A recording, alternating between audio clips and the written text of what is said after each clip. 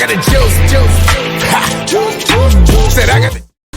What's up? You're watching Still Got the Juice TV. And today, our special guest is Swaggburien. You ready? You don't even sound hype. Like, come on. No, I'm happy to be here. For sure. I'm happy to talk to you. Right. All right. I definitely want to tap in and get to know you better. And I think a lot of people need to know you better. Let's get the origin story on your name. Swaggburien. You know, I was up rough around the edges coming up a little in the street, so it was like I was always big for my age and all that. So you know, it was more of a barbaric type of, you know, thorough style. So it was like it kind of fitted, and I always had my own little style. So it kind of blended together. Okay, I see you definitely have your own little style. Let's talk about your latest release. I looked up Gold Digger Prank. Yeah. What inspired this song? I felt I needed to connect more, you know, with the females, and it was related to me, you know. At the end of the day, people have different motives. Like, you're trying to weed it out, who real, who ain't, you know. Basically. I definitely know that feeling. Right. The first song I found from you is called Take Off. Do you feel like you have evolved from that song to who you are today? Yeah, for sure. In what ways?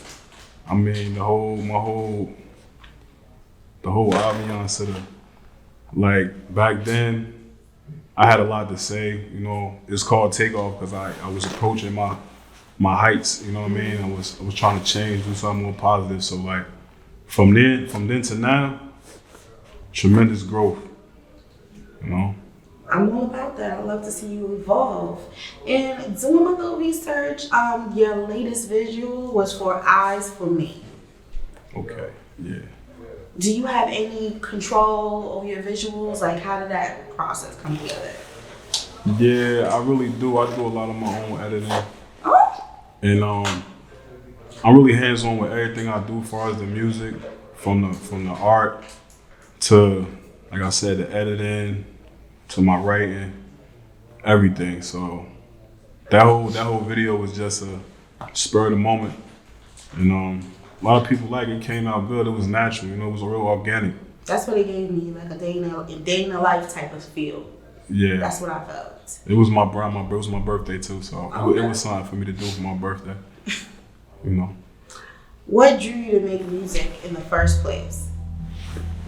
Growing up, my father, you know, he always played, like, he was born in '49, so I grew up in, like, with the Whispers, all that oldie but goodie music.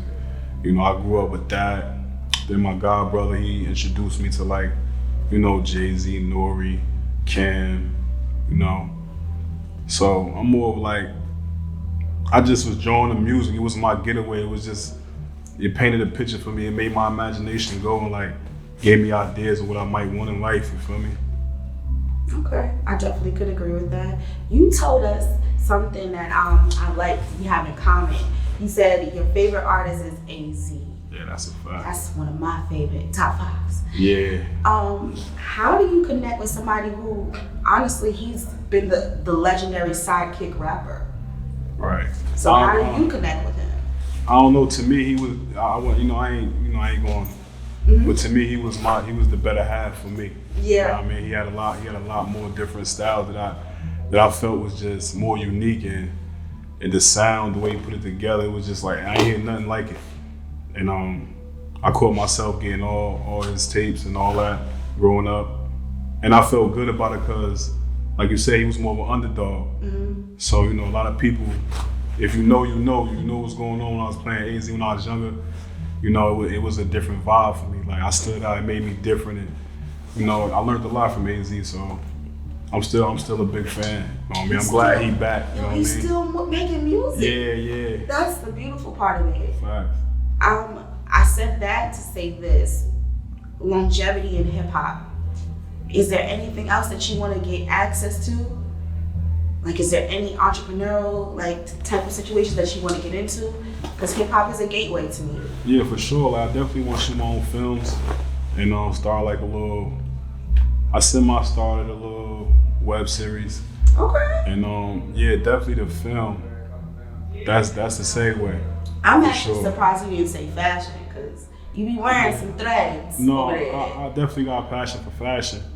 You know, for sure. I definitely might end up on some clothing line stuff so if I can get a chance That'd to. be fire. You've been making music for about 5 years now. True that. What's one of the biggest lessons you learned so far? As far as me making the music or me just your experience as an artist. I feel like if you truly yourself, and as far as me making my music, I try not to sound like nobody, and I always try to dig in my inner self, and it's more like me talking to myself. I call it conscious rap, more reality rap. You know, a lot of my music is definitely branched off true events and things I've been through. So it's like you can't go wrong when you being true to yourself. You know what I'm saying? Like it's not hard to make the music if you speaking your truth. It's just like you having a conversation. So, you know, if it's some type of, you know what I mean, you need to step out your body, look at yourself, look at your life, and know and realize who you are. You know. Speaking of transparency, you have an up and coming mixtape EP called Tania's Son. Yeah. Can you give us an idea of what we can expect to hear from that? Okay, Tania's Son, that's, you know, obviously that's my mother's name. And I've been through a lot, man. So this mixtape right here is gonna be like, I would say, more of me putting the mirror on myself. A little bit more. Vulnerability. Yeah, I you like know, that. it's gonna be, I feel like I wanna have a conversation with my mother throughout the mixtape, through like skits. And it's gonna be more personal and it's gonna be dedicated to her because I need to have I'm trying to build a better relationship with my mother these days. So we doing good. So I just wanna show her my appreciation. I'm proud of her just as much as she's proud of me. You mentioned dropping 3 singles to us. Could you give us some insight on the themes or the messages behind these singles? Okay, one is Loyalty Test, and you brought up Gold Digger Pranks. And my last single was Money Talks. Okay. Yeah, and you know, I felt like I took a little break. I wasn't recording as much. You know, I was trying to get more on the legal side and learn the business more, and I was doing visuals and, you know, putting more ideas together. So for me to drop those singles was, you know, my branch off to getting back into the flow of things and, you know, connecting with my engineer, you know, All right. sampling new sound. Do you work with the same people? Like you said, your engineer, your producers. Do you Yeah, kind for of keep sure. the same people around you? Yeah, for sure, I love that. for sure. How is the process with you finding people to be on your team? Because where I'm at with my brand, I'm trying to get a little help with that. Some tips about how do you find your people? I feel like they gonna come. Right now, like I said in the beginning, I'm real hands-on, so I do everything myself. You know, whether I gotta travel myself, I gotta, you know, be my own supporter, my own cheerleader, you know, my own fan. And I feel like organically, the people that you grew up with or the people that's watching you that act like they're not watching, eventually, if you prove to them that it don't matter and you believe in yourself, they're gonna come anyway. You know? So I know we need help, we can't do everything, but I feel like the truth will reveal itself. The people that's for you gonna be there for you. They gonna come. If they don't, I mean, you see them on the way up. That's a fact. That was for me. That wasn't in the script. I asked that for me because I sure. always wonder how artists get their teams together because when they work with the same people and say for instance, you know, you get a deal, are you still gonna pick those same people or are you gonna move forward and just do your own thing? Yeah, Do what the label tell you to do. I feel like you gotta move forward, but if you can stick with what makes you comfortable, like, you know, stick with what you know. Stick with your original team that was there first. You know, I feel like that's the right thing to do. The only way. But yeah, like I started off rapping with people, and once I realized they didn't want to keep rapping and they didn't want to keep making songs, I couldn't stop and wait for them. I had to keep going.